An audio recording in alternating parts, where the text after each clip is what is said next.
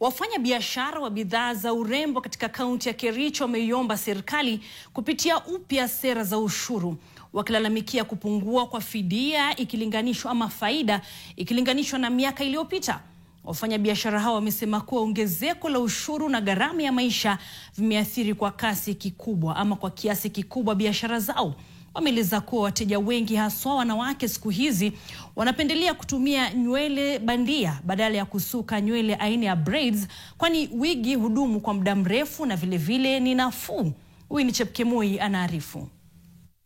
Nimeweza kutangamana na wafanyi biashara wanaouza bidhaa za uzuri katika mji huu wa Kericho, ambapo wengi wao wanalalamikia ushuru, wakisema kwamba tukilinganisha miaka zilizopita na mwaka huu kumekuwa na changamoto si hapa. Changamoto yetu kubwa ni kununua vitu katika bei ya juu kuliko bei ya kitambo.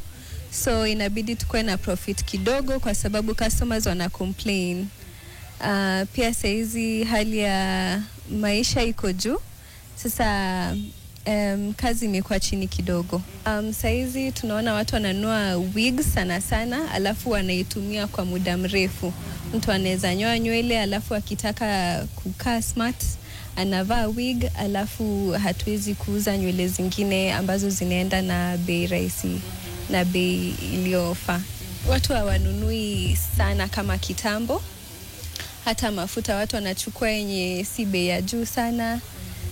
Lakini tunashukuru kwa yoyote yenye tunapata. Serikali ilikuwa imeongeza tax kwa beauty products na imefanya kazi ikakuwa ngumu sana. Tunaomba hiyo tax reduciwe ama tupatiwe pia sisi incentives, kwa sababu kila mwanamke anataka kung'ara. So tufanye tu hiyo kazi ikuwe rahisi kwa wanawake wote. Kulingana na mambo walivyo saa hizi, tukiangalia miaka ambayo imepita na mwaka huu, saa hizi tunapata kwamba kuna upungufu sana wa wateja, simply because saa hizi watu utapata wanakimbilia kununua unga, sio kununua mambo na urembo. So tuna changamoto mingi sana, na tunaomba kwamba mambo ya ushuru yangeweza kuangaliwa. Tungekuwa pia tuna uwezo wa kupanua duka, kwa sababu unapata duka lilikuwa liko kubwa, lakini kwa saa hizi mambo venye yalivyo duka pia limekuwa ni ndogo.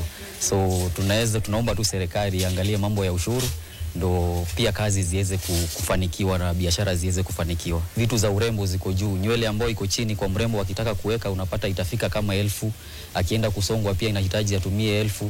Sasa unaona akinyoa ni 200, alafu kila kitu imekuwa iko sawa. Kidogo nikiangalia siri za urembo, nimejaribu kuangalia hizi vitu za urembo, nimeona vitu ziko juu sana.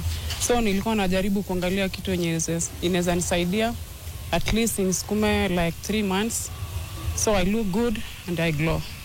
Ni changamoto ambapo wafanyabiashara hao wamesema wanapitia kutoka mji huu wa Kericho. Na nikiripotia NTV Mashinani kutoka kaunti ya Kericho, langu jina ni Winnie Chepkemoi.